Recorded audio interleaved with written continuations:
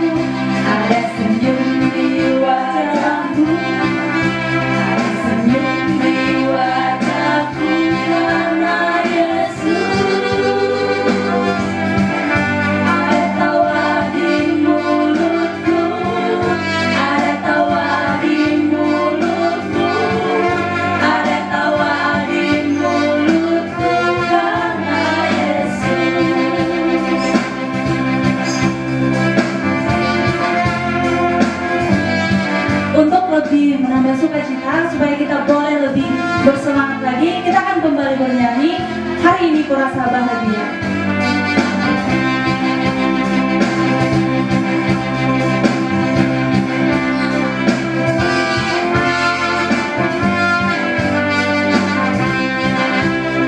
Hari ini kurasa bahagia. Hari ini kurasa bahagia, berkumpul bersama saudara seiman.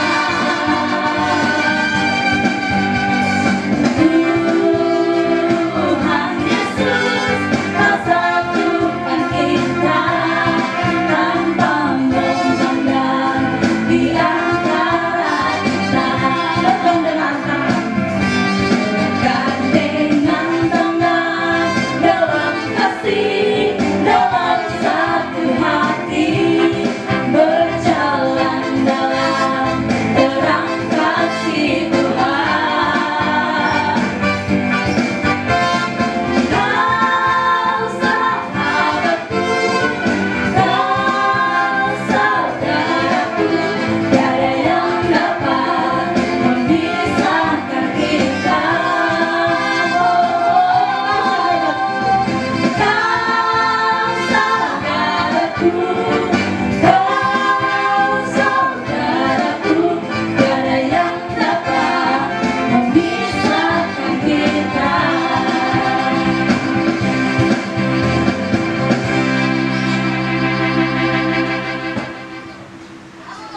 Ada sukacita yang luar biasa, ada rasa syukur yang terdalam di hati kita ketika hari ini kita masih boleh merasakan kebaikan Tuhan. hari ini kita masih boleh berkumpul di tempat ini, dan layaklah kita untuk boleh datang ke hadapannya untuk menyembah Tuhan kita yang mulia dan menyatakan syukur kita kepadanya. Mari kita nyatakan penyembahan kita dan ucapan syukur kita kepadanya. Kita bernyanyi banyak yang Kau perbuat.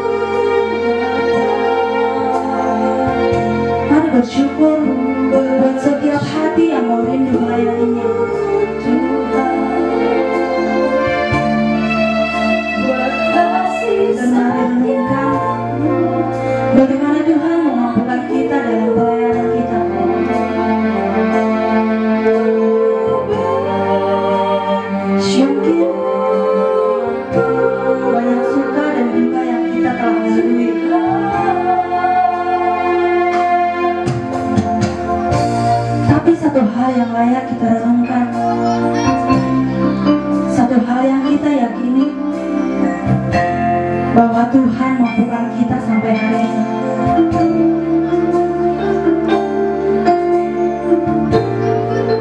Apakah semua itu karena kasih-Nya? Mari lebih dalam lagi kita sembah Dia, kita nyatakan syukur kita.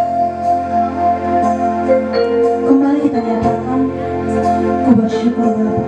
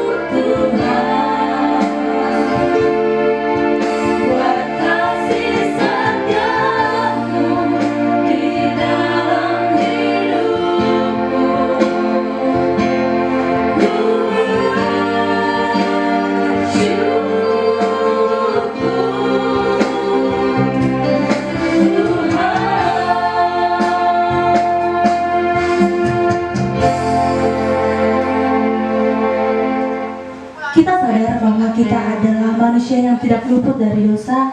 Kita sering mendukakan hati Tuhan lewat tindakan kita yang tidak berkenan di hadapan-Nya. Namun kita percaya ketika kita mau dengan rendah hati, kita datang ke hadapan-Nya, kita mau mengakui segala keberdosaannya, maka Tuhan akan mengampuni kita.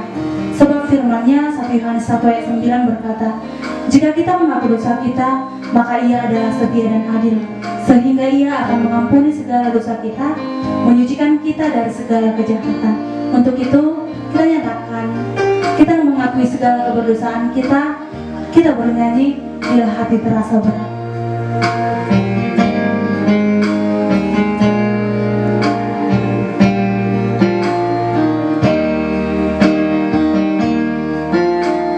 Bila hati terasa berat. Bila hati terasa berat, tak seorang pun mengerti bebanmu. Ku tanya Yesus, apa yang harus ku buat? Dia berfirman, dia berfirman,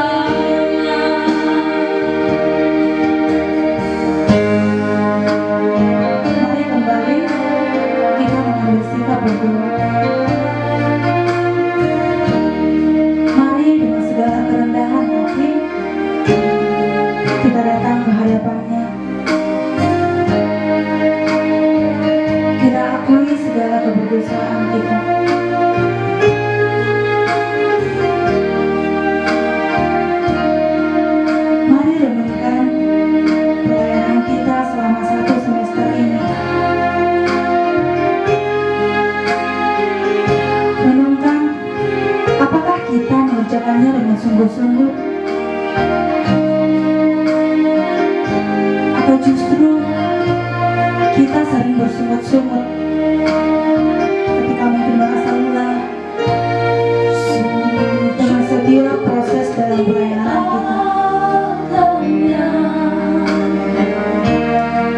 Sebagai PKK, apakah kita sudah benar-benar menjangkau dan mendoakan apakah kita? Apakah kita sudah memperlengkapi mereka dengan benar? Atau justru kita sering berada dalam zona nyaman kita, nyaman untuk tidak mengelompokkan apakah kita?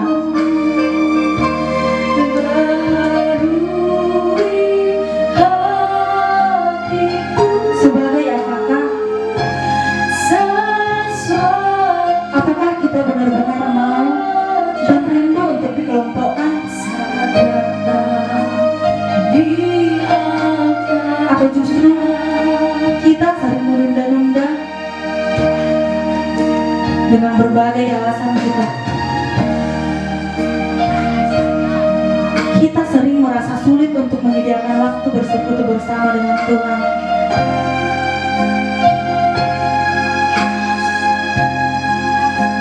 Dan sebagai komponen pelayanan,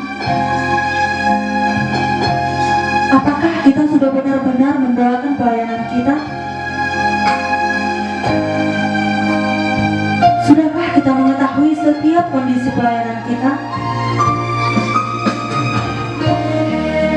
Atau justru kita sering menutup mata? Kita sering merasa kita bukan dari bagian pelayanan ini. Mari renungkan lebih dalam lagi dan memohon ampun kepada Bapa kita. Kita kembali nyatakan sujud di altarnya.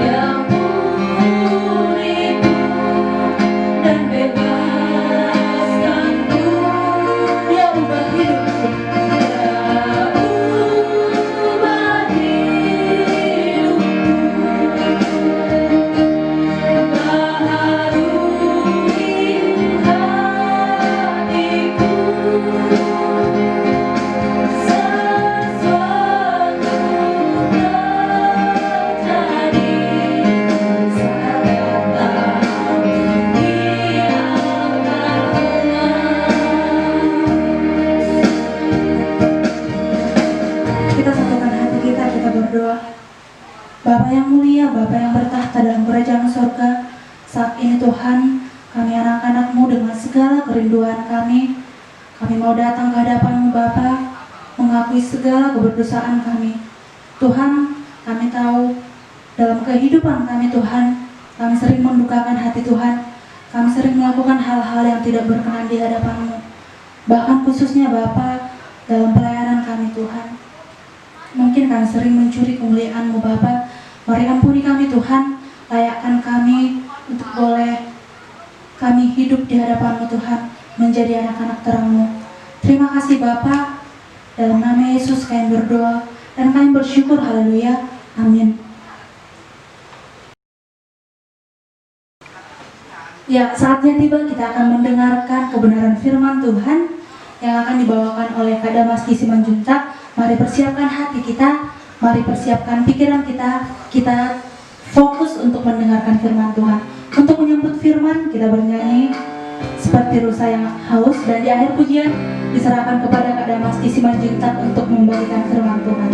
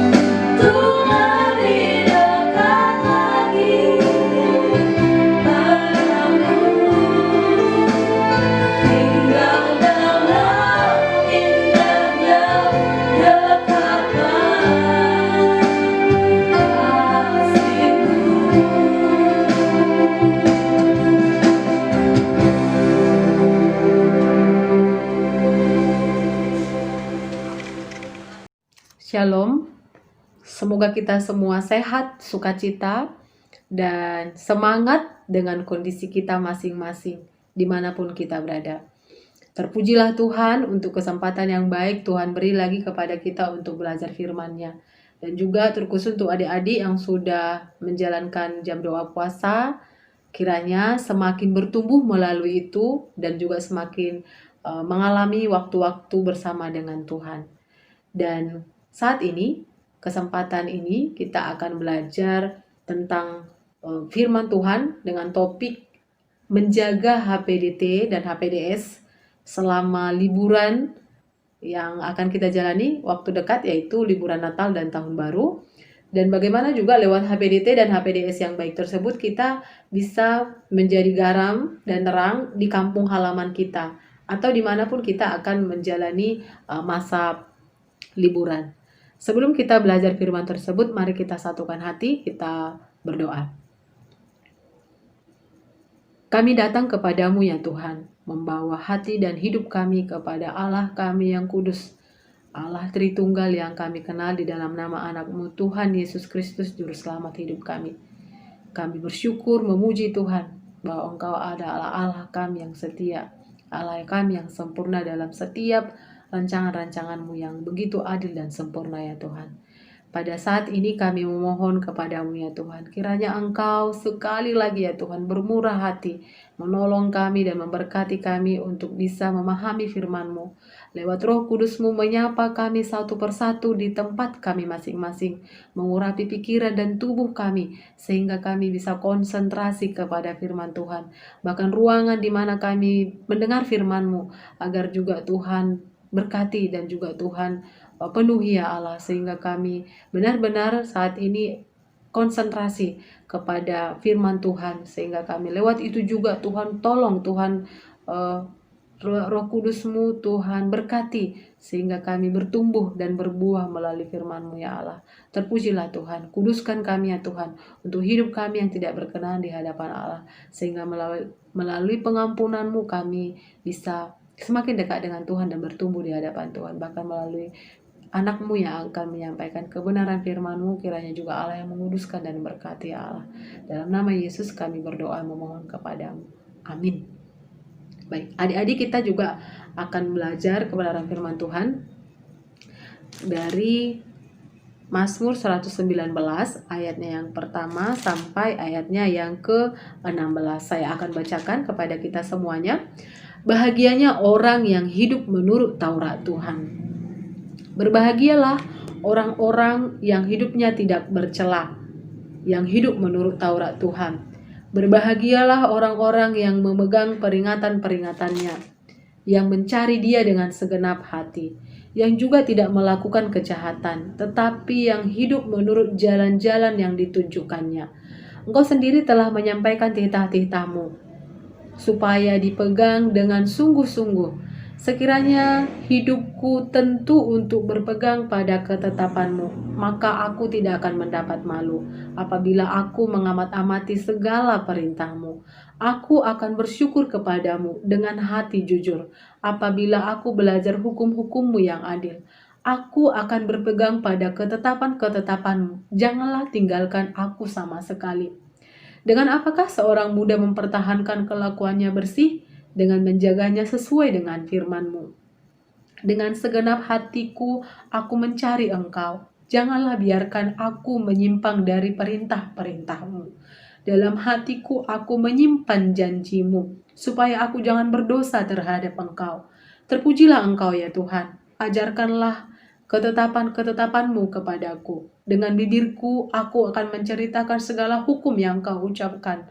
Atas petunjuk peringatan-peringatan-Mu aku bergembira, seperti atas segala harta. Aku hendak merenungkan titah-titah-Mu dan mengamat-amati jalan-jalan-Mu. Aku akan bergemar dalam ketetapan-ketetapan-Mu. Firman-Mu tidak akan kulupakan. Demikian pembacaan firman Tuhan. Mazmur 119 ayatnya yang pertama sampai ayatnya yang ke-16 ini dengan judul Bahagianya Orang yang Hidup Menurut Taurat Tuhan. Saudara-saudara yang terkasih, semua manusia di dunia ini, tujuan hidupnya, fokus hidupnya adalah supaya bahagia, supaya memperoleh kebahagiaan. Tidak ada satupun di antara manusia di dunia ini yang tidak ingin bahagia. Saya mencoba mencari arti bahagia dalam Kamus Besar Bahasa Indonesia. Dikatakan, bahagia adalah keadaan atau perasaan senang dan tentram, bebas dari segala yang menyusahkan. Nah, berarti semua orang ingin tentram, ingin tenang, ingin senang, memiliki perasaan itu, dan bebas dari perasaan yang menyusahkan. Tidak ada satupun orang yang ingin hidup susah. Ya. Jadi kita bisa melihat juga bahwa banyak buku yang menulis tentang ini. Contoh judul buku Kunci Meraih Kesuksesan dalam Hidup. Atau banyak juga seminar-seminar yang membahas tentang topik kebahagiaan. Banyak orang yang ingin mempelajari bagaimana caranya bahagia. Apa hal-hal yang dilakukan supaya memperoleh kebahagiaan? Mengapa? Karena memang itu tujuan manusia tadi. Fokus manusia mengerjakan sebuah hal, memperjuangkan sesuatu dengan sungguh-sungguh dan serius, dengan kerja keras. Tujuannya adalah untuk bahagia. Tujuannya adalah untuk memperoleh ketentraman dan kesenangan dalam hidupnya. Mengusahakan sesuatu, bekerja untuk sesuatu, bersusah-susah mengerjakan hal tersebut supaya bahagia, supaya hidup bahagia. Nah, pertanyaannya adalah apa yang menjadi kunci, menjadi sumber, yang menjadi letak kebahagiaan tersebut? Kalau ditanya, pasti beda-beda jawaban semua orang, pasti sangat berbeda. Dan tetapi kalau kita analisa secara umum, sumber kebahagiaan orang itu bisa karena kesuksesan, kemapanan hidup, harta yang melimpah, ketenaran, terkenal, tersohor, dipandang oleh banyak orang, ilmu yang hebat, ilmu yang sangat luar biasa, memiliki ilmu yang sangat luar biasa, paras yang rupawan, cantik, dan menawan.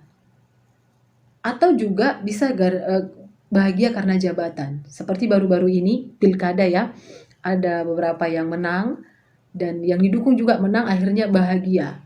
Nah, itu adalah sumber kebahagiaan beberapa orang di dunia ini, yang kita bisa lihat dan bisa kita ukur. Saudara-saudara terkasih, tetapi fakta juga membuktikan, fakta kehidupan atau perjalanan sejarah juga kita bisa lihat bahwa semua itu ketika seseorang memiliki kesuksesan, bahkan juga karir yang sangat di puncak gitu, bahkan juga harta yang melimpah, tidak serta-merta juga membuat seseorang tersebut akhirnya hidupnya bahagia. Malah dalam posisi tersebut bisa jadi seseorang mengalami depresi dan akhirnya mengakhiri hidupnya. Ya, teman-teman juga bisa ceritakan, atau adik bisa bilang, iya saya menemukan teman ketika saya lihat dia itu kayaknya baik-baik saja hidupnya gitu. Saya bertanya sama dia, ketika akhirnya dia sharing, justru dia tidak bahagia gitu. Padahal dalam pemikiran saya, dia sudah memiliki ini yang tidak saya miliki, dia sudah meraih ini yang saya raih gitu. Ketika saya berpikir, oh dia udah bahagia gitu. Justru ketika sharing kita menemukan dia nggak bahagia gitu. Justru dia memiliki sebuah hal yang tidak nyaman dalam hidupnya, hal yang dia rasa dia tidak puas dalam hidupnya. Ya. Saya juga mencari sebuah contoh akan hal ini ya. Saya membaca sebuah artikel yaitu dari seorang artis Meksiko bernama Lupe Vales. Dia seorang artis jazz yang tersohor ya. Kemudian dia bertunangan dengan seorang aktor Australia bernama Hart Raymond. Tetapi yang sangat tragis, adik-adik, bahwa ketika dia hanya beberapa hari sebelum dia bertunangan, dia mengalami depresi dan dia mengakhiri hidupnya. Banyak contoh juga kisah seseorang atau pesohor-pesohor, tokoh-tokoh yang coba kita bahas tentang ini, bahwa ketika dia dalam puncak karir ketenarannya, justru dia mengakhiri hidupnya. Hal ini membuktikan dan juga mengungkapkan kepada kita bahwa sebenarnya memang kebahagiaan yang kita sebutkan tadi, ketenaran, harta yang melimpah, jabatan, kesuksesan itu tidak serta-merta membuat seseorang puas dalam hidupnya, membuat orang bahagia dalam hidupnya. Jadi di mana letak kebahagiaan tersebut? Apa kunci kebahagiaan tersebut? Berarti itu semua bisa semu, itu sementara. Kalau kita belajar dari pemazmur yang kita baca tadi, sesuai dengan judulnya Mazmur 119 ini adalah bahagianya orang yang hidup menurut Taurat Tuhan. Dari ayat yang pertama sampai ayat yang ketiga dikatakan, berbahagia orang yang hidupnya tidak bercela. Menurut Taurat Tuhan, memegang perintahnya, mencari Dia dengan segenap hati, tidak melakukan kejahatan menurut jalan yang ditunjukkannya. Itu adalah orang-orang yang berbahagia. Berarti kalau kembali kepada sesuai dengan topik yang kita bahas pada kesempatan ini, saudara-saudara yang terkasih, berarti kunci letak sumber kebahagiaan sejati kita adalah sesuai yang dikatakan oleh pemazmur ini, ketika kita memiliki hubungan pribadi yang sangat erat, yang sangat dekat dengan Tuhan. Hubungan, relasi kita dengan Tuhan. Jadi kalau relasi kita dengan Tuhan baik, sangat erat, sangat harmonis, sangat terkoneksi, lancar, berarti disitulah letak kebahagiaan sejati. Berarti Anda adalah orang-orang yang berbahagia. Nah, jadi kalau memang seperti itu, di luar Tuhan berarti kita tidak berbahagia. Hanya di dalam Tuhan kita bahagia, hanya memiliki relasi dengan Tuhan kita berbahagia. Nah, sekarang pertanyaannya adalah seberapa dekat, seberapa intim, seberapa terkoneksi Anda dengan Tuhan. Kalau ditanya seberapa kenal Anda atau dekat Anda dengan seseorang gitu, misalnya teman KTB kita bisa mengukur dan menilainya. Dalam satu KTB misalnya kita ada beberapa orang, misalnya si A, seberapa dekat kita dengan si A. Akan berbeda jawaban kita dengan teman kita satu KTB. Dan malah juga dengan yang di luar KTB. Nah, tapi itu tergantung kepada seberapa sering kita menghabiskan waktu dengan dia ya, seberapa sering kita berbicara, berkomunikasi dengan sahabat kita tersebut. Itu mempengaruhi pengenalan kita akan dia. Ya, jadi misal kalau kita ditanya seberapa dekat kamu dengan si A gitu, yang si B mungkin menjawab, oh aku tahu dia rumahnya di mana, dia jurusan apa, dia marga apa, ya bisa jadi sebatas itu gitu. Tapi justru teman yang satu ketika ditanya dia akan jawab, oh ya aku tahu dong gitu, aku tahu makanan kesukaan dia, aku tahu dia lagi happy atau lagi bad mood, aku tahu warna kesukaan dia, aku tahu keluarganya lagi memiliki masalah apa. Itu tergantung dari kita sering bersama dengan teman tersebut gitu. Dan atau teman kita yang lain lagi bilang, oh ya aku tahu dia alergi ini loh gitu, dia nggak bisa makan ini gitu. Sampai sedemikian detail kita akhirnya tahu tentang teman kita tersebut karena kita menghabiskan waktu sering bersama dengan dia. Sama halnya dengan Tuhan juga gitu. Seberapa dekat kita dengan Tuhan, kenal kita dengan Tuhan adalah juga diukur dari seberapa sering kita bersama dengan Tuhan. Ketika kita bangun pagi, apakah pilihan pertama dan utama kita adalah Tuhan? Lewat doa, lewat baca firman saat teduh, dan juga akhirnya kita mengambil poin-poin yang akhirnya kita kerjakan satu hari itu. Itu sangat ditentukan kepada waktu kita bersama Tuhan. Ketika kita memilih misalnya doa saat teduh bangun pagi, kemudian akhirnya sepanjang hari itu kita terus terkoneksi dengan Tuhan, akhirnya kita memahami, oh Tuhan maunya ini, oh Tuhan tidak suka yang ini, oh Tuhan tolong kita akhirnya juga mengikis kebiasaan-kebiasaan kita yang buruk, pikiran-pikiran kita yang buruk, sikap-sikap kita yang buruk. Jadi hubungan pribadi kita dengan Tuhan, kalau dalam pemazmur ini mengungkapkan kepada kita sungguhnya kita orang-orang yang berbahagia gitu. Dan hubungan kita dengan Tuhan, kita orang-orang yang berbahagia adalah ditentukan oleh seberapa sering kita bersama dengan Tuhan. Kita akan semakin mengenal ketetapan-ketetapannya, kita semakin hidup benar, tidak bercela karena ditolong oleh Taurat-Tauratnya, ditolong oleh Roh Kudus. Adik-adik, saudara-saudara yang terkasih, sebenarnya memang dalam hidup kita sebagai orang Kristen, kalau kita mengatakan kita adalah lahir baru, pilihan kita adalah yang kita rindu-rindukan adalah Tuhan gitu. Yang kita cari-cari adalah saat bersama dengan Tuhan. Karena seperti tadi bahwa yang di dunia ini semua adalah semu dan sangat sementara. Kalau kebahagiaan kita misalnya juga karena kesehatan gitu. Sewaktu-waktu kita bisa sakit, sewaktu-waktu kita bisa mengalami penderitaan soal kesehatan gitu. Tapi adalah apakah akhirnya kita ketika kita sakit kita akhirnya menderita gitu. Artinya kita menderita fisik begitu ya. Akhirnya menderita juga dalam hal rohani, dalam iman. Lalu apalagi yang kita miliki gitu? Apalagi yang kita miliki? Sesungguhnya memang ketika kita mengalami penyakit pun kita bagaimana juga tetap memiliki relasi dengan Tuhan dan akhirnya kita memiliki ketentraman, ketenangan dalam hati. Jadi kita dalam usaha untuk sembuh pun Tuhan terus pimpin dan Tuhan tolong itu. Atau juga kalau misal kita dalam hidup menjadikan keluarga sebagai sumber kebahagiaan kita, itu juga sangat-sangat tidak kekal ya. Kita bisa melihat duka sangat banyak di tahun 2020 ini ya. Sangat banyak gitu dengan COVID yang kita sama-sama hadapi, seluruh dunia berjuang bersama untuk COVID.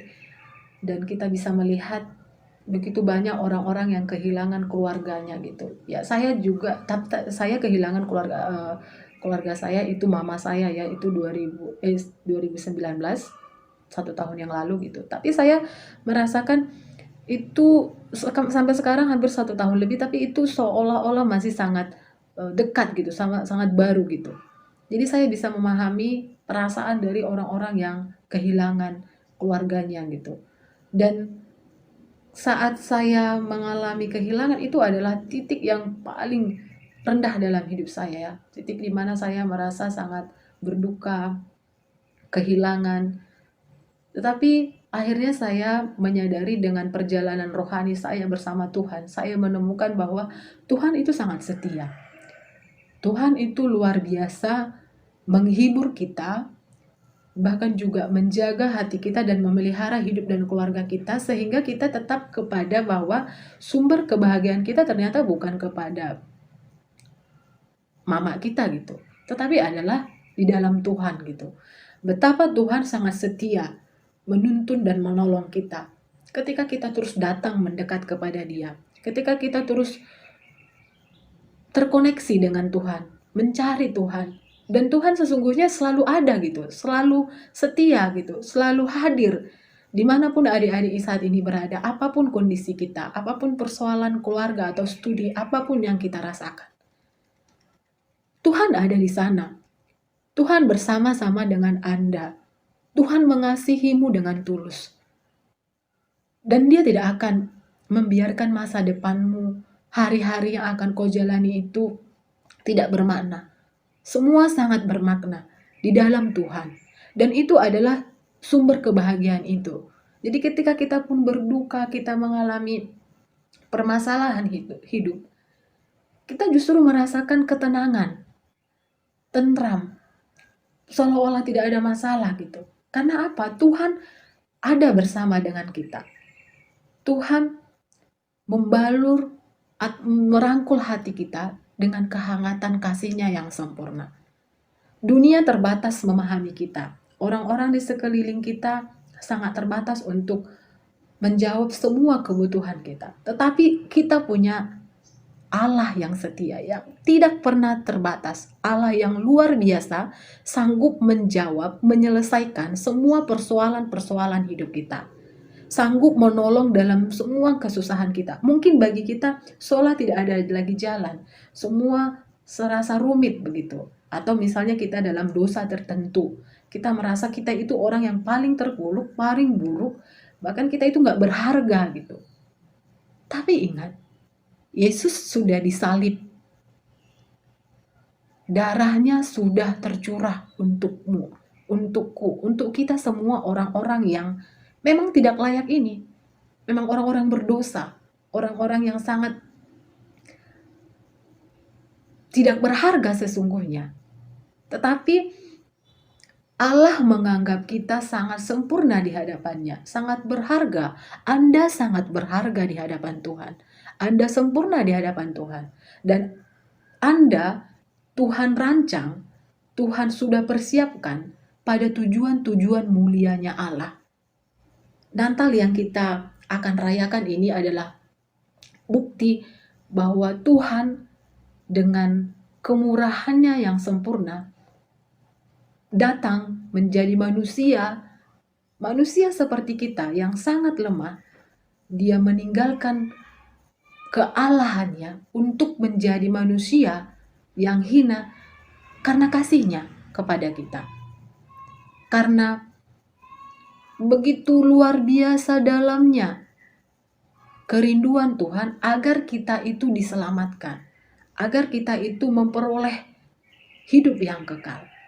Nah, sesungguhnya memang makna Natal walaupun dengan kondisi COVID ini seharusnya sebagai orang Kristen tidak menghalangi sukacita kita. Tidak menghalangi kebahagiaan kita menikmati momen Natal walaupun dengan kondisi mungkin kita akhirnya Natal secara virtual. Atau juga kita misalnya juga Natal di gereja tetapi tidak semeriah yang biasanya. Tetapi kalau pengalaman saya justru saya semakin menemukan bahwa semua kebiasaan-kebiasaan kita selamanya ini, ibadah-ibadah yang selama ini, itu ternyata nggak menjamin juga kita itu bisa menikmati bersama-sama dengan Tuhan gitu. Ternyata kalau liturgis yang selama ini begitu meriah, bukan itu juga jaminan bahwa kita memiliki menikmati ibadah yang sangat dalam bersama Tuhan. Bisa jadi juga dengan ibadah-ibadah virtual kita sendiri di rumah, beribadah secara online gitu. Atau juga dengan keluarga atau dengan bersama teman kita satu kamar gitu. Tapi kita bisa menemukan hadirat Tuhan, bisa merasakan kebaikan Tuhan. Jadi kita juga bertumbuh melalui ibadah yang kita alami. Dan disitulah sebenarnya juga letak kebahagiaan kita sebagai seorang Kristen yang sejati. Nah, teman-teman, saudara-saudara, adik-adik yang terkasih, Mazmur ini menjelaskan kepada kita bahwa firman Mazmur ini yang disajikan itu mengungkapkan bahwa memang penghiburan kita hanya daripada Tuhan. Perlindungan kita hanya ada di dalam Allah. Harta kita yang paling berharga adalah Tuhan Yesus Kristus, Tuhan kita. Itu adalah harta kita yang kita miliki. Baru juga patokan hidup kita adalah juga Allah.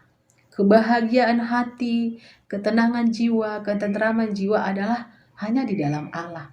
Dan sumber jawaban segala kebutuhan, persoalan-persoalan yang kita hadapi, keraguan, kegagalan kita, semua itu jawabannya hanya di dalam Allah. Semua jawabannya itu hanya di dalam Tuhan. Nah, sekarang adalah kita. Kuncinya adalah kita. Bagaimana kita terus untuk berelasi kepada jawaban hidup kita yang sesungguhnya. Terikat kepada Tuhan yang satu-satunya Allah yang menerima kita apa adanya. Terikat terus kepada Kristus dan menuruti apa yang Dia mau. Kalau kita belajar kepada tokoh-tokoh Alkitab, contoh Abraham, teladan hidup Abraham itu adalah teladan yang sempurna, di mana ketika Tuhan menyuruh dia meninggalkan hartanya, tempat tinggalnya yang sudah nyaman, semua yang dia miliki dengan usia yang tidak muda lagi, disuruh untuk pergi ke tanah, ke negeri yang Abraham pun tidak tahu, bahkan tidak ada janji bahwa di sana itu akan baik-baik saja gitu. Tetapi hanya ada janji adalah penyertaan Tuhan. Dalam Kejadian 12 kita bisa itu. Lalu apa yang Abraham lakukan ketika Tuhan memerintahkan itu. Dalam Kejadian 12 dikatakan, lalu pergilah Abraham seperti yang difirmankan Tuhan kepadanya. Dia sangat setia. Tokoh Alkitab juga yang bisa kita lihat adalah Yusuf. Yusuf itu lahir di dalam keluarga yang berpoligami ya. Ayahnya berpoligami ya. Kemudian kita lihat juga Yusuf itu adalah orang yang dikhianati oleh orang-orang yang dikasihi, keluarganya. Sebenarnya memang seharusnya kalau kita dalam keluarga itu adalah tempat paling nyaman. Tapi kita bisa melihat bahwa Yusuf justru disakiti dan dibuang oleh abang-abangnya gitu, keluarganya. Tapi apa yang Yusuf jalani adalah dia setia. Dia tetap mengikuti apa yang Tuhan mau. Dia tetap memiliki relasi yang sangat dekat dengan Tuhan dengan semua persoalan-persoalan hidupnya. Sebenarnya ini juga menjadi pegangan bagi kita bahwa kita sebagai orang Kristen pun kita memiliki persoalan yang begitu banyak. Dengan COVID ini adik-adik memiliki pasti banyak persoalan atau berbeda-beda yang kita hadapi. Tetapi kita juga mau menjadikan keadaan ini tetap pilihan kita memiliki hubungan pribadi dengan Tuhan. Memiliki relasi yang sangat hangat dengan Tuhan. Memilih Tuhan dalam setiap hal yang kita utamakan. Bangun pagi kita mengutamakan Tuhan. Bangun pagi kita saat teduh, kita jam doa. Kemudian kita juga belajar firman. Dan seterusnya dalam kesatu hari itu kita terikat kepada Tuhan dan terkoneksi kepada Tuhan. Dan ketika ada masalah pun kita mencari Tuhan. Kita minta pimpinan Tuhan. Banyak hal juga yang bisa kita lakukan. Misalnya baca buku rohani, kemudian mendengarkan lagu pujian, atau misalnya kita membuka di YouTube. Ketika kita sedang bekerja atau mengerjakan sesuatu, kita mendengarkan khotbah dari hamba-hamba Tuhan. Sebenarnya banyak cara ya untuk membuat kita terkoneksi dan berelasi dengan Tuhan. Dan pilihan sesungguhnya adalah kepada Anda gitu. Apa yang menjadi pilihan Anda? Kalau Abraham itu sangat setia kepada Tuhan, bahkan juga Yusuf sangat setia dengan Tuhan, bahkan juga banyak tokoh-tokoh Alkitab yang sangat setia kepada Tuhan, dan bahkan di Mazmur ini dikatakan bahwa hanya dengan Tuhan, hanya di dalam Tuhan kita itu bahagia. Maka sudah sangat maksudnya sangat bodohnya lah kita kalau kita akhirnya memilih dunia ini gitu. Sangat lalainya lah kita kalau kita ya hidup tidak terpaut kepada Tuhan. Maka sebenarnya kalau kita memilih sudah lahir baru, menerima Yesus sebagai Tuhan dan Juru Selamat hidup kita, maka pilihan kita adalah terus hidup bertumbuh di dalam Tuhan. Hidup terikat kepada Tuhan, memiliki relasi yang baik dengan Tuhan, membangun relasi. Seperti tadi, kita bisa mengenal orang lain itu adalah dengan kita sering menghabiskan waktu dengan dia. Maka bagaimana dengan kita juga mengenal Tuhan? Maka seringlah kita untuk menghabiskan waktu dengan Tuhan. Di dalam ayatnya yang keempat dikatakan Taurat Tuhan disampaikan supaya dipegang dengan sungguh-sungguh. Ya, kita belajar firman Tuhan. Maka marilah kita juga untuk memegang hal itu dengan sungguh-sungguh, memegang ketetapan-ketetapan Tuhan. Supaya apa? Supaya kita tidak mendapat malu. Ya, kita tidak mendapat malu dalam arti persepsi ya soal paradigma orang lagi soal mendapat malu ini ya. Tetapi kalau kita berpegang kepada firman Tuhan, mungkin orang mau misalnya kita itu seperti misalnya aduh rohani kali kamu, atau udahlah dia itu terlalu rohani begitu. Tetapi justru kita tidak malu dengan itu gitu. Arti malu di dalam hal ini sebenarnya adalah bahwa pandangan kepada kita sebagai semuanya fokusnya kepada Tuhan.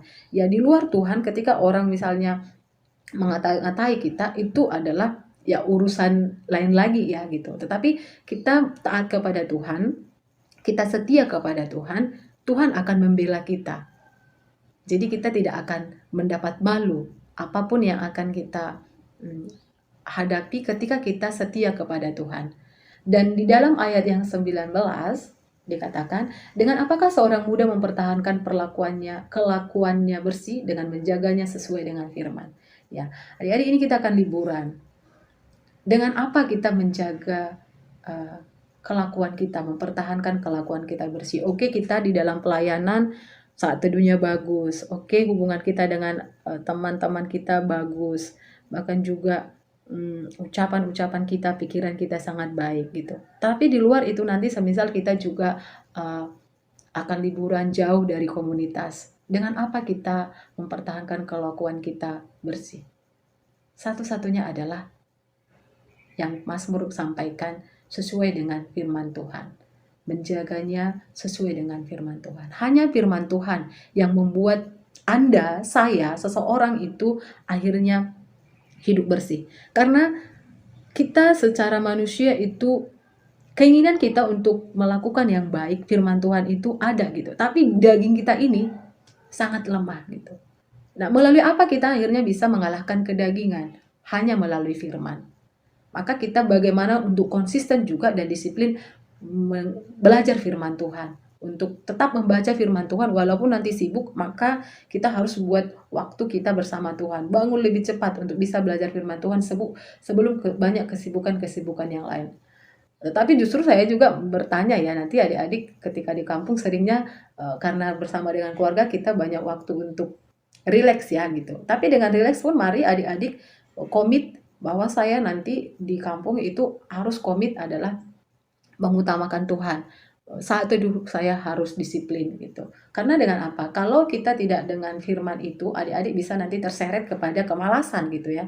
Kalau sudah mulai molor saat teduhnya, jam 2-nya tidak dikerjakan. Ya itu sekali, oke. Nextnya akan seperti itu gitu. Selanjutnya nanti hari ini misalnya tidak saat teduh. Besok bisa jadi Anda tidak akan saat teduh kalau sudah dimulai gitu ya. Karena apa? Kemalasan itu akan semakin mengendalikan kita gitu. Tapi kalau kita komit, kita sudah saat teduh, kita komit saat teduh. Nah, selanjutnya itu akan mengikuti. Kita latih terus rohani kita, tubuh kita ini, pikiran kita ini untuk mengerjakan itu. Dan Tuhan akan menolong kita yakini itu. Lalu kalau misalnya nih hari ini tidak saat teduh, gimana lagi dong? Selanjutnya, jangan juga langsung menyerah ya gitu. Jadi ya kalau misalnya kita sudah melakukan dosa tadi, ya berhenti gitu. Jangan teruskan dosanya gitu ya, berhenti dan coba rileks kembali diri Anda dan akhirnya untuk memulai lagi waktu bersama Tuhan dan membangun lagi disiplin yang baru. Dalam ayat 10 sampai ayat 16 dikatakan, kerinduan hati yang sungguh belajar firman Tuhan dan kita itu menyimpannya dalam hati. Akhirnya kita bergemar terhadap firman Tuhan dan bergembira karena firman Tuhan. Dan itu kita utamakan. Jadi bergemar, kemudian juga kita bergembira, menyimpannya di dalam hati, kemudian menceritakannya. Ya, jadi kalau kita tahu tentang Tuhan, misalnya kita memiliki pengalaman rohani dengan Tuhan, sangat baik kita ceritakan gitu. Nanti di kampung misalnya kita ceritakan sama mama, kita ceritakan sama bapak, atau ada waktu berkumpul dengan keluarga. Coba kita bahas dengan itu. Jangan kita sibuk dengan handphone kita, dengan gadget kita, atau kita sibuk WA-an dengan teman-teman. Ayo coba miliki waktu hangat bersama keluarga, kita sharingkan gitu. Selama COVID itu inilah mak gitu. Kita misalnya cerita tentang hal tertentu yang kita baca atau pengalaman rohani dari orang yang kita tahu atau pengalaman rohani kita. Kita coba ceritakan. Ketika kita menceritakan itu, kemudian kita juga kaitkan kepada firman Tuhan, kita akan merasakan juga kita bertumbuh gitu. Bahkan juga keluarga kita mengalami, oh misalnya mama sama bapak kita akan menemukan, oh anakku seperti ini. Dan itu juga menjadi hal yang menggembirakan mama sama bapak kita ya, atau keluarga kita. Kalau misalnya keluarga kita sudah mengenal Tuhan, orang tua kita sudah mengenal Tuhan, mereka akan semakin semangat gitu menyambut apa yang kita ceritakan gitu. Tetapi kalau belum mengenal Tuhan, itu hal baru bagi mereka. Kemudian juga akhirnya itu membuat mereka akan bertanya gitu. Atau juga ketika tidak mereka bertanya, akhirnya kita bagikan lagi tentang hal-hal rohani yang kita alami, atau juga kesaksian-kesaksian rohani dari orang lain yang kita ceritakan, firman Tuhan. Banyak jalan sebenarnya ya. Jadi kita bergembira dalam firman Tuhan, kita juga bergemar dalam ketetapan-ketetapan firman Tuhan, kemudian kita bagikan kepada keluarga kita ya. Dan selanjutnya, saudara-saudara yang terkasih, kalau kita memiliki hubungan pribadi dengan Tuhan, itu jelas ya konsepnya bahwa kalau saya memiliki hubungan pribadi dengan Tuhan, maka relasi saya dengan sesama itu sangat harusnya bagus gitu. Jadi nggak mungkin juga dong katanya dia bagus dengan Tuhan tapi berantem aja gitu. Atau bagus hubungannya dengan Tuhan tapi sama adiknya nanti di rumah diam-diaman, langsung kesal mungkin karena hal tertentu sama kakaknya gitu. Langsung diam-diaman gitu. Itu sangat tidak benar, kekanak-kanakan ya. Kita harus belajar mendewasakan diri sebagai orang-orang yang mengatakan murid Kristus gitu. Jadi kalau hubungan saya baik dengan Tuhan, maka relasi saya dengan sesama harus baik dong gitu. Jadi kenapa? Karena kita sudah ada buah roh gitu ya. Kalau di dalam firman Tuhan, buah roh itu kan kita bisa lihat adalah kasih, mengampuni, sukacita, penguasaan diri. Dalam Galatia 5 ayat 22 dikatakan, tetapi buah roh ialah kasih, sukacita, damai sejahtera, kesabaran, kemurahan, kebaikan, kesetiaan, kelemah lembutan, penguasaan diri. Tidak ada hukum yang menentang hal itu. Jadi itu adalah buah roh. Saya berdoa, saya baca firman, maka buah roh saya adalah kasih gitu.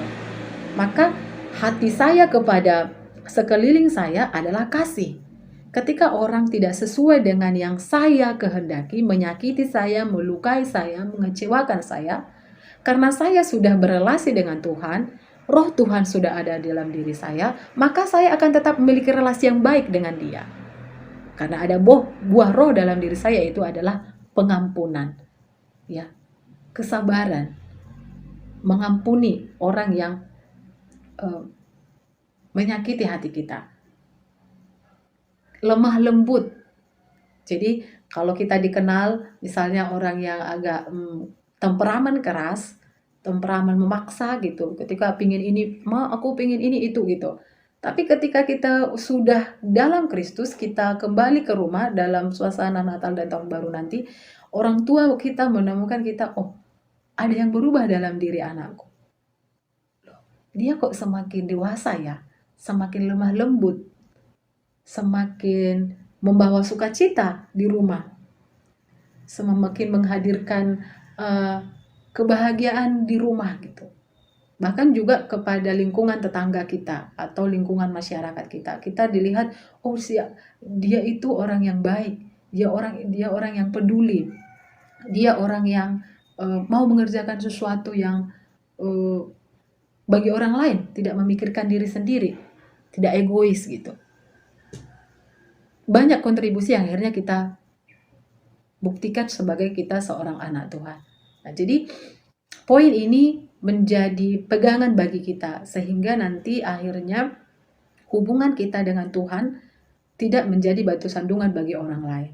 Justru hubungan kita dengan Tuhan yang baik menjadi berkat bagi orang lain, membawa damai sejahtera bagi keluarga dan juga bagi sekeliling kita. Maka marilah kita untuk membuat hal-hal yang kita udah bisa dirilis ke rasa ketika pulang nanti. Saya pun ketika mempersiapkan ini dan membagikan sama adik-adik, saya kan akan pulang juga ya.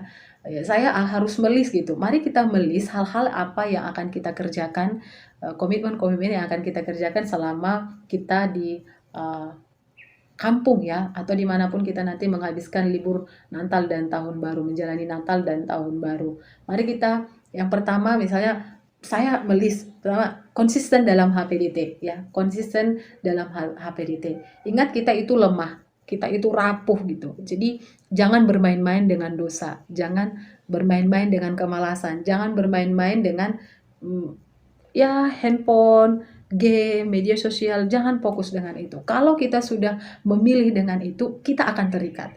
Mari kita konsisten untuk tidak mengutamakan itu. Mari kita konsisten mengutamakan Tuhan, disiplin menjaga rohani kita dengan Allah. Tetap terkoneksi 100% kepada Tuhan. Dimanapun dalam perjalanan pulang, di rumah bersama orang tua, di kamar sendiri, atau bersama dengan para sahabat, tetangga, atau mengerjakan sesuatu, mari konsisten menjaga HPDT, hubungan pribadi dengan Tuhan. Ingat 1 Petrus 5 ayat 8 dikatakan, sadarlah dan berjaga-jagalah, lawanmu si iblis. berjalan berkeliling sama seperti singa yang mengaum-ngaum dan mencari orang yang dapat ditelannya. Sewaktu-waktu kita lengah, kita bisa terperdaya oleh iblis. Akhirnya kita hidup dalam dosa. Maka mari untuk konsisten menjaga hubungan pribadi dengan Tuhan, sehingga dengan pertolongan Roh Kudus kita bisa lepas dari jerat iblis. Ya, latih diri kita untuk mengutamakan Tuhan, tidak kepada hal-hal yang lain. Latih diri kita saat teduh, jam doa. Selama libur nanti di kampung juga kita bawa buku untuk PAP gitu. Nah, handphone ini kali bisa sangat mempermudah kita untuk bisa belajar berrelasi dengan Tuhan. Mari manfaatkan itu, bukan untuk kesenangan-kesenangan yang lainnya. Kemudian yang kedua adalah setelah konsisten HPDT, yang kedua adalah bukan mencoba, tetapi kita membangun relasi. Yang satu konsisten HPDT, yang kedua adalah membangun relasi dengan sesama. Nah, kita mulai dari keluarga. Mari kita mulai dengan keluarga kita. Ya, kita segala sesuatu dari keluarga ya. Jangan pula di keluarga kita tidak harmonis, malah di luar kita baik-baik aja. Itu ada sesuatu yang keliru dengan hal itu. Pertama adalah dengan keluarga. Mari kita bangun kasih dengan keluarga sepanjang waktu. Kita latih diri kita untuk mengasihi mama, bapak, menghormati mereka sebagai orang tua, mengampuni mereka kalaupun ada sesuatu yang tidak tepat dan pas menurut kita. Bahkan juga berdoa bagi mereka, mendukung mereka, memberi semangat bagi mereka, menghadirkan kebahagiaan, membuat mama sama papa kita tersenyum dengan keberadaan kita. Ya, jadi bisa juga misalnya di kampung nanti kita rencanain buat ibadah. Ya, 15 menit atau 5 menit, 10 menit, coba kita bilang, ayo kita ibadah, Pak, atau dengan keponakan, dengan abang kakak kita buat ibadah bersama gitu. Kemudian juga atau nanti kita nonton film rohani gitu ya, kita cari film, kemudian kita pikirkan untuk kita nonton bersama dengan keluarga film itu gitu, atau juga dengan persiapkan lagu-lagu rohani yang akan kita putar nanti selama di kampung. Mari teman-teman menceritakan kebesaran Kristus selama di kampung, berPI bagi keluarga kita, melayani keluarga kita, membawa keluarga kita kepada Kristus selama di kampung. Karena waktu untuk Natal ini, tahun ini tidak datang 2 kali. Ya, kesempatan tidak datang 2 kali. Hidup ini kesempatan, dikatakan itu sangat serius. Mari kita layani keluarga kita dengan sungguh-sungguh di kampung. Kemudian juga adalah kita membangun relasi dengan tetangga, dengan para sahabat. Mungkin kita beda budaya atau agama dengan tetangga kita gitu. Mari kita terbuka gitu ya. Memiliki hati yang terbuka untuk menjalin relasi dengan mereka, untuk mengasihi mereka dengan tulus. Bahkan lewat relasi kita dengan mereka juga adalah kita bisa mengabarkan Injil. Ya, tentunya ini memang COVID ya, kita sangat terbatas nanti berelasi dengan teman-teman gereja, teman-teman di kampung gitu. Tetapi mari kita juga memikirkan cara untuk kita bisa tetap berelasi dengan mereka. Oh ya teman-teman, ini juga ya yang penting selama kita di kampung, mari kita juga jaga protokol kesehatan ya. Jadi cuci tangan, pakai masker, jaga jarak, itu juga bisa menjadi salah satu teladan kita bagi teman-teman. Dan tentunya juga bagi negara ini dan dunia, agar COVID memang lewat kita disiplin pribadi-pribadi, COVID bisa juga teratasi ya. Dan harapan kita memang vaksinnya sudah bisa ada dan dikonsumsi masyarakat, sehingga juga kita bisa melewati masa COVID ini ya. Kemudian juga teman-teman, dalam berelasi dengan para sahabat dalam masa di kampung, mari juga teman-teman membangun jejaring ya. Jejaring itu saya rasa penting. Misalnya satu kampung itu kita perlu memiliki jejaring ya, memikirkan semisal nih satu kampung kita di sini anak pelayanan, kemudian teman kita di kampus yang berbeda anak pelayanan juga. Penting saya rasa satu adik-adik yang sama-sama mengenal Tuhan ini memiliki jejaring, kemudian memikirkan satu momen atau hal-hal apa yang bisa dikerjakan untuk kampung kita gitu. Misalnya untuk adik-adik yang masih studi, anak-anak SMA gitu ya, atau kita akhirnya melis, ayo kita lihat di kampung kita ada loh keluarga ini yang kurang secara materi gitu. Kemudian kita akhirnya menggalang dana untuk mereka gitu, atau juga membuat pengajaran gratis akhirnya selanjutnya gitu ya. Jadi jejaring ini di antara adik-adik itu terbangun bukan hanya masa Natal gitu, masa liburan, tapi selanjutnya sampai nanti pun kuliah. Tapi bisa berkontribusi bagi kampung halaman adik-adik gitu. Atau misalnya ketika ada yang kekurangan, tadi kita mencari donatur untuk itu, yang sama orang kampung juga, kita memperkenalkannya dengan orang-orang tua yang di luar daerah tersebut, itu sangat penting ya. Itu bisa membangun juga kampung kita, daerah kita untuk bisa bangkit secara ekonomi, bahkan juga orang-orang muda di daerah tersebut bisa kita layani, bisa kita buat ibadah singkat, kita bisa masuk ke gereja untuk ikut kegiatan kekuatan remaja, dan itu membangun rohani remaja tersebut ya. Jadi kita harus berpikiran terbuka. Pulang kampung nanti nggak hanya di kampung atau hanya teman tertentu kita saja. Kita sudah semakin luas gitu, membangun jejaring, bersahabat dengan banyak orang, membuka peluang-peluang untuk kita juga mau dikoreksi oleh orang-orang di sekeliling kita. Bahkan juga kita mau memberi kontribusi waktu kita, pikiran dan tenaga kita untuk membangun kampung kita. Dan selanjutnya adalah selama Natal, mari kita juga selama Natal dan Tahun Baru kita juga memikirkan apa yang bisa kita kerjakan untuk keluarga kita ya. Jadi kita tetap tadi di kampung buat ibaratnya ibadah bersama keluarga ya. Apalagi yang bisa adik-adik list, coba di list nanti, dibuat catatannya. Misalnya membantu mama ke ladang, membersihkan taman, membersihkan rumah, memasak yang enak untuk keluarga, baru juga beribadah bersama tadi ya, baru juga PI, bisa juga dengan medsos membuat tulisan yang positif di media sosial, membuat konten yang menarik, yang menginspirasi banyak orang atau mendatangkan kebahagiaan banyak orang gitu. Atau juga membuat TikTok ya, TikTok yang positif, TikTok yang rohani, atau TikTok yang bangun relasi dengan keluarga. Baru juga selama di kampung boleh jadi juga adik-adik misal juga membuat mempelajari ilmu tertentu gitu ya, ilmu misalnya skill tertentu, keterampilan tertentu yang adik-adik bangun juga dalam diri adik-adik. Nah, mari itu miliki, mari kita list hal apa yang akan kukerjakan nanti, apa yang akan kupikirkan, apa target-targetku nanti selama aku di kampung. Jadi kita pulang sudah siap tempur.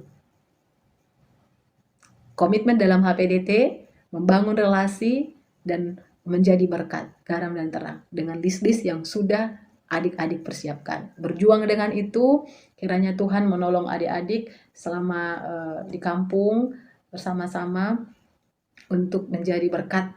Kalau di dalam Matius 5 ayat 14-16 dikatakan, garam dunia dan terang dunia. Kamu adalah garam dunia. Kamu adalah terang dunia. Demikianlah hendaknya terangmu bercahaya di depan orang, supaya mereka melihat perbuatanmu yang baik dan memuliakan Bapamu yang di sorga. Terpujilah Tuhan, selamat melayani, selamat menikmati Natal, Tuhan Yesus memberkati. Sungguh indah firman Tuhan yang telah kita dengarkan. Biarlah firman yang sudah kita dengarkan boleh memberkati kita, boleh berdiam, bertumbuh, dan berbuah lewat kehidupan kita. Dan saat ini kita akan masuk ke jam 2 kita. Kita akan sambut jam 2 kita. Kita bernyanyi, mampirlah dengar doaku.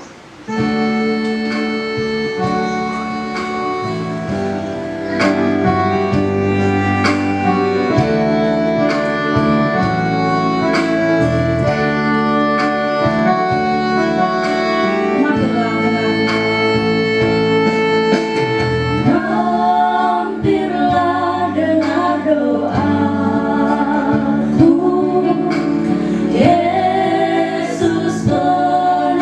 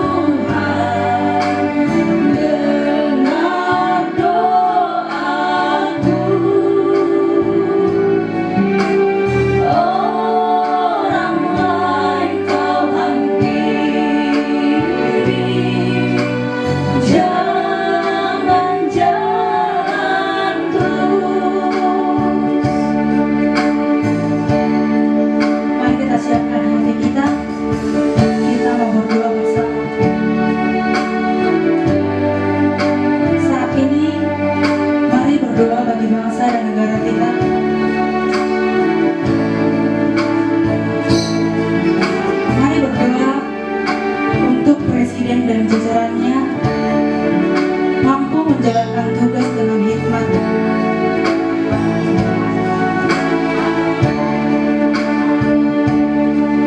Berdoa untuk program-program yang sudah direncanakan Presiden dan jajarannya dapat terrealisasi dengan baik.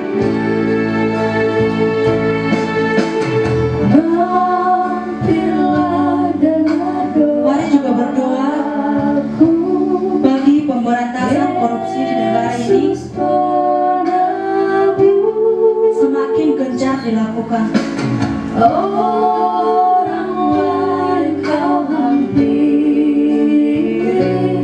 Mari juga berdoa untuk setiap warga negara Indonesia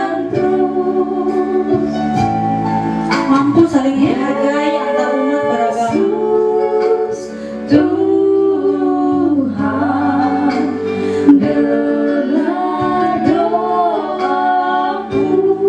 Kita juga berdoa untuk penyebaran virus corona supaya cepat berlalu.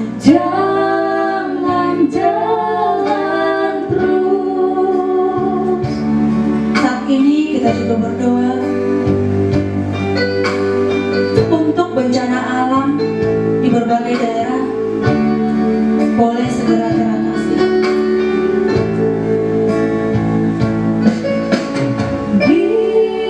Saat ini kita berdoa untuk kampus kita. Mari berdoa untuk kesehatan setiap sivitas akademika Unimed boleh tetap terjaga.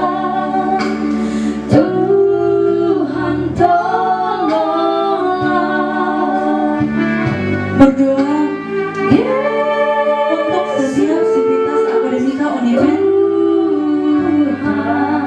supaya semakin peduli dengan lingkungan Unimed.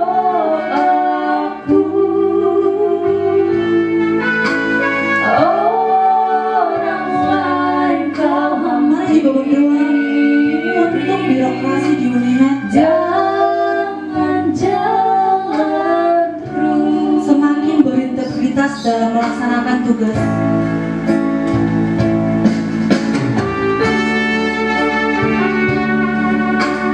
Kita juga berdoa untuk semua mahasiswa supaya tetap berintegritas dalam studinya.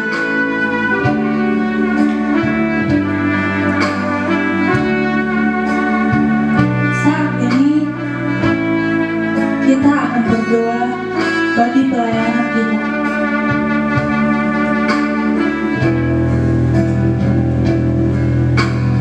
Mari berdoa untuk kesehatan komponen pelayanan boleh semakin terjaga.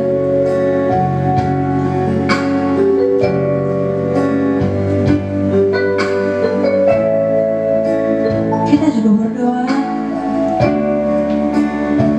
untuk komponen pelayanan supaya tetap dapat mengerjakan persekutuan walaupun sedang libur.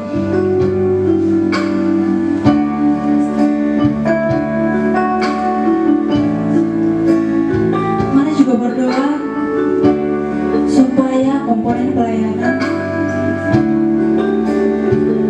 semakin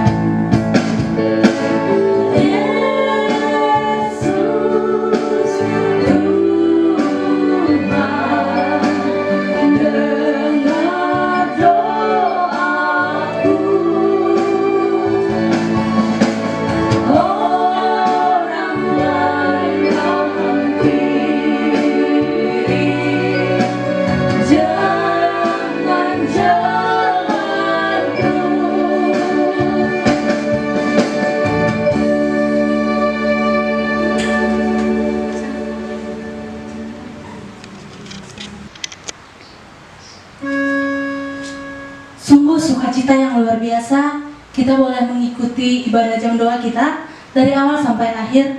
Bahkan kita telah diberkati oleh firman Tuhan. Kita telah berdoa bersama untuk bangsa dan negara kita, untuk kampus kita, bahkan juga untuk pelayanan kita.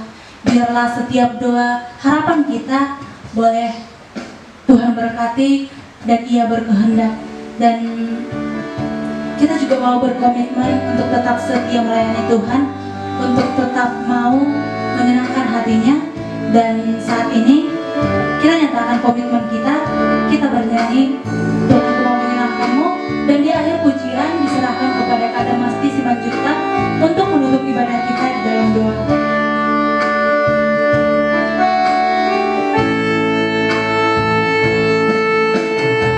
Tuhan ku mau menyenangkanmu,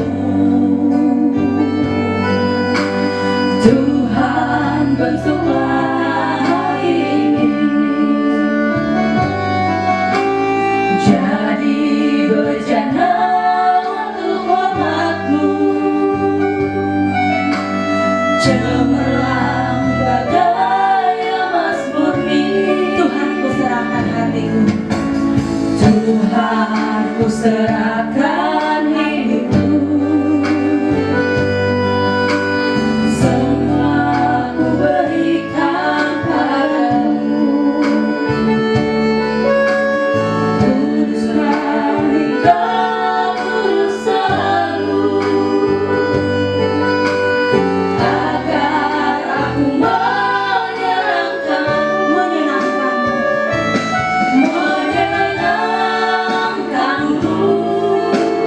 senangkanmu. Hanya itu kerinduanku, menyenangkanmu, senangkan hatimu.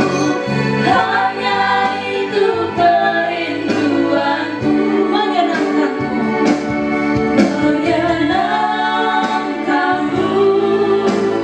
senangkanmu. Hanya itu kerinduanku, menyenangkanmu, senangkan hatimu. Hanya itu kerinduanku, hanya itu kerinduanku, hanya itu kerinduanku.